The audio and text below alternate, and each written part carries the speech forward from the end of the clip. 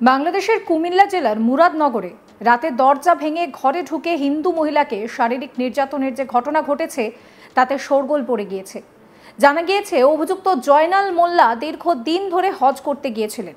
এরপর হজ থেকে ফিরে এসে এই কুকীর্তি করে জয়নাল। তবে এই প্রথম নয়, জয়নাল এইভাবে বহু হিন্দু মহিলার সম্মান নষ্ট করেছে বলে নিজের বয়ানে জানিয়েছেন নির্যাতিতা। শোনাবো আপনাদের নির্যাতিতার কথা।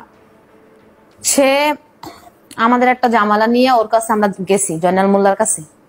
যাওয়ার পরে আমার মার মোবাইল নাই, তো আমার নাম্বারটা ও নিছে, নিয়ে বলতেছে যে মামলার বিষয় এটা, যে মানে তখন আমারে বাগ্নি হিসাবে দেখতো, যে নাম্বারটা দেন, আপনি যেহেতু মোবাইল নাই, স্মার্টফোন নাই আপনার কাছে, দেন ওই নাম্বারে আমি মামলার বিষয়ে আপনার সাথে কথা বলবো, আমি আপনার কাগজ টাগজ পাঠাবো এইসব ব্যাপারে।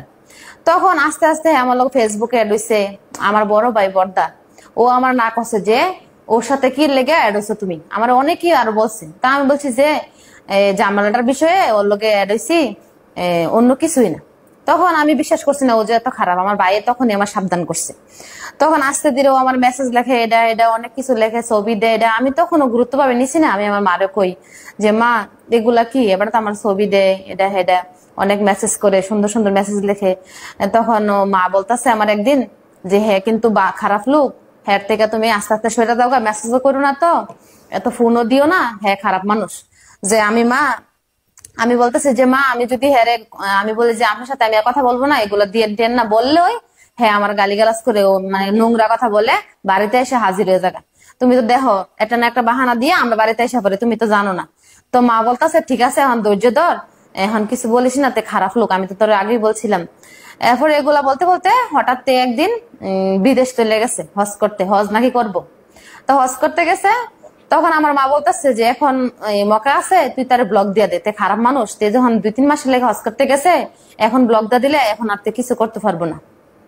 তা আমরা যেহেতু হিন্দু, মান সম্মানের বই এতদিন সমাজের কারোর কাছে বলি নাই, বা হ্যাঁ ওই ভাই রহিম পারভেজ চেয়ারম্যান, বর্তমান চেয়ারম্যান, আমাদের কয়েকজন টুকটাক মানুষের কাছে আমরা বলছি, সবার কাছে বলি নাই, কারণ হিন্দু তো আমরা একটু ভয় পাই মান সম্মানের। তারপরে যখন আমার মা বলছে যে হ্যাঁ ব্লক দিয়ে দেয়, আমি ব্লক দিয়ে দিচ্ছি। ব্লক দেওয়ার পরে হ্যাঁ যেমন কুত্তা পাগল হয়ে গেছে, হ্যাঁ নানা জায়গায় ফোন দেয়, আমি কি করি, আমি কই যেতেছি, নানা রকম পুরুষের সাথে, আমাদের এলাকার অনেক মানুষের সাথে জড়াইয়া আমারে অনেক বদনাম দিছে, ভালো ভালো মানুষের সংসারে আগুন লাগাই দিছে, এরকম বদনাম দিছে যে আপনার হাজবেন্ডের সাথে ও এখানে গেছে, ওইখানে গেছে, এরকম নানা ধরনের অনেক মানুষের সংসারে আগুন লাগাইছে, আমাকে মিথ্যা অপবাদ দিছে, অনেক কিছু করছে। করার পর যখন পারে না, এরপর যখন আর হজ করা শেষ, হ্যাঁ বাড়িতে আসছে, আসার পরে এই দিন রাত্রে অন্য সময় হ্যাঁ ডাকাতায়, হ্যাঁ ডাকা হের বাড়ি আছে, হের বাড়ি না হের বাইয়ের বাড়ি, ওইখানে থাকে। কিন্তু ও না থাকে, ও সাথে সাথে ওই দিনই রাত্রে 1টা বাজে আমাদের বাড়িতে এসে হাজির, দরজা নক করতেছে, টুকা দিতেছে। তখন আমার নানি খুলে না, বয়স্ক মানুষ, বয়ফা কি নাকি এত রাত্রে। তখন আমার মা বলতেছে যে শান্তার বাবু মনে, এত রাত্রে নাহলে আর কি আসবো, খুলো। হ্যাঁ মানে হঠাৎ করে আগে দরজা খুলছি, হ্যাঁ আমার গায়ের উন্না শুরু করে দিছে, এদিকে আসো এদিকে এসো, মানে মানে টানাটানি শুরু করে দিছে। আমি তো ভয় পাইয়া ঘাবড়াই গেছি, আমি কথা কমু না, আমি হ্যার সাথে কথা কমু না, যে আমি আপনার সাথে কথা বলবো না, আমি ভয়ে আমি অন্যরকম পালাই গেছি, মানে গিয়া লুকাই রয়েছি। তখন আমার নানিরে আমার মারে অনেক হেনাস্তা করতেছে, করার পরে কোনো মতে হেরে বের করতে হয় না, প্রায় 2:30 বেজে গেছে, এরপরে হেরে বের করছে।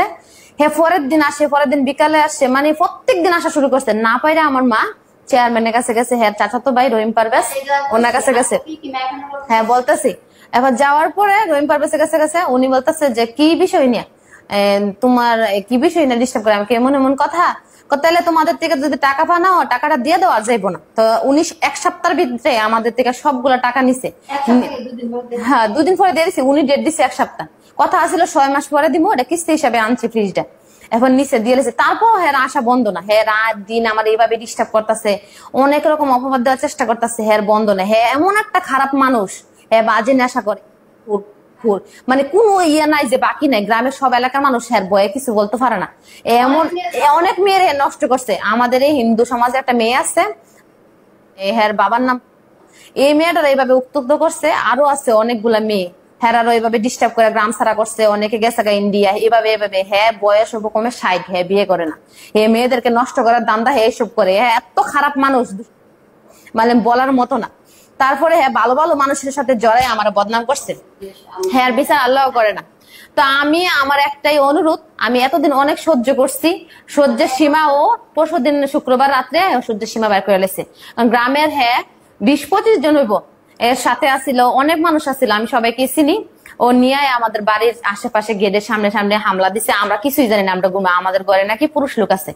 এই বদনাম দেওয়ার পরে আমরা সমাজে মানে মুখ দেখানোর মতো নয়। এখন যদি এত কিছুর পরে যদি আমরা মুখ না খুলি, তাহলে আমাদের বলবো যে না, মানুষে বলবো কি গ্রামবাসী যে আমরা সত্যি এগুলা করি। লাস্ট পর্যন্ত না পারে এখন আমরা আইনের আশ্রয়ে আসছি, আমরা বিচার চাই। এটার বিচার কি হ্যাঁ কঠিন বিচার হইতে হবে। এরপরে যদি কোনো কিছু ক্ষতিও আমার ফুলারে কইছে কিডন্যাপ করে নিবো, আমার বাইরের কাছে ফোন দে আমারে কিডন্যাপ করবো, আমার পার্লার ভাঙবো, আমার বাড়ি ভাঙবো, সবকিছু করবো।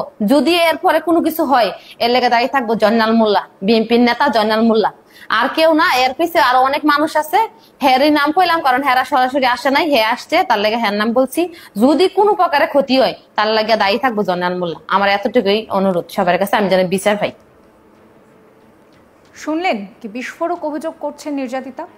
অভিযুক্ত জয়নাল মোল্লা কিন্তু বাংলাদেশের একটি রাজনৈতিক দলের নেতা। খালেদা জিয়া থেকে শুরু করে বহু শীর্ষ নেতা নেত্রীর সঙ্গে তার ছবি রয়েছে সোশ্যাল মিডিয়া অ্যাকাউন্টে।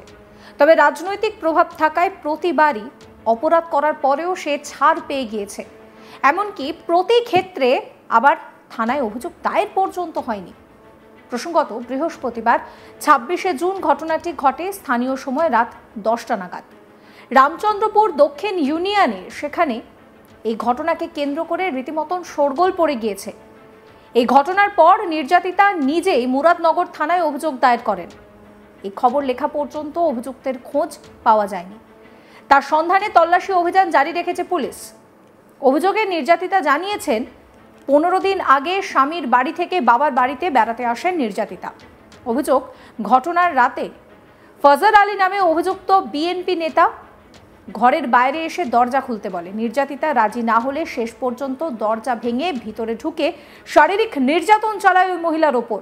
নির্যাতিতার এক আত্মীয় জানান যে পাশের বাড়িতে পুজো হচ্ছিল, শব্দ শুনে দৌড়ে পুজোর অনুষ্ঠানে যাই এবং লোকজনকে ডেকে আনি।